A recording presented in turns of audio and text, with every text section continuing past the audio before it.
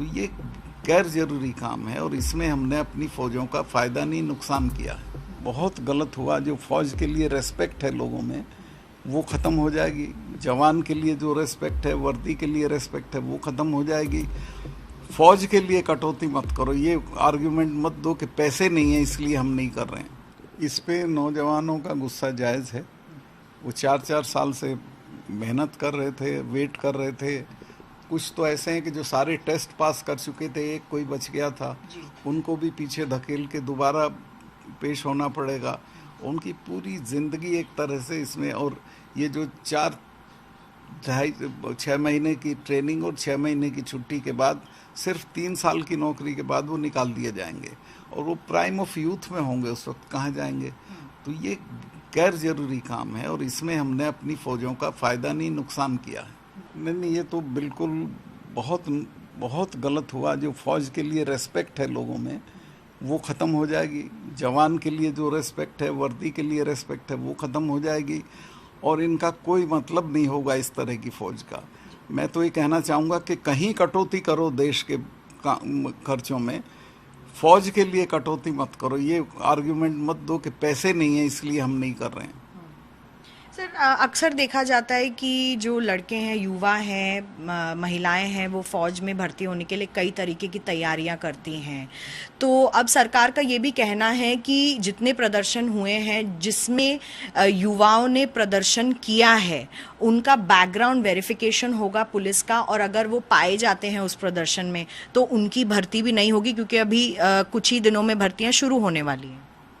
देखिए, ये भी जाती होगी, लेकिन इसमें एक काम कर सकते हैं आप कि सिर्फ जो हिंसक घटनाओं में इन्वॉल्व हैं, उसके अलावा अगर कोई प्रदर्शन में आया है, प्रदर्शन में गया है, नारे लगाए हैं, उसको मत रोकिए।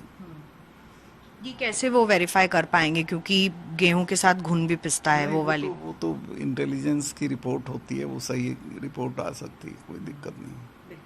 और ज़्यादातर हम देखते हैं कि किसान परिवारों से भी जो युवा हैं देश के कई गांवों से वो फ़ौज में भर्ती लेते हैं।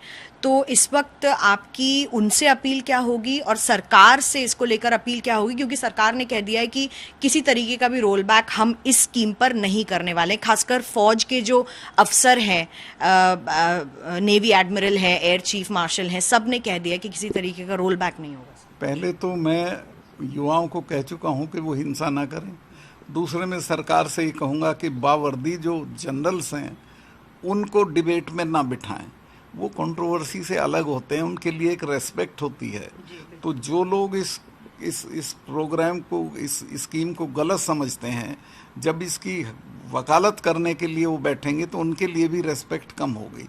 तो उनको डिबेट में नहीं डालना चाहिए। सरकार खुद बैठे, वो अपने डिफेंस मिनिस्टर बैठे हैं, डिफेंस सेक्रेटरी बैठे हैं, लेकिन जनरल्स को नहीं बिठाना चाहिए।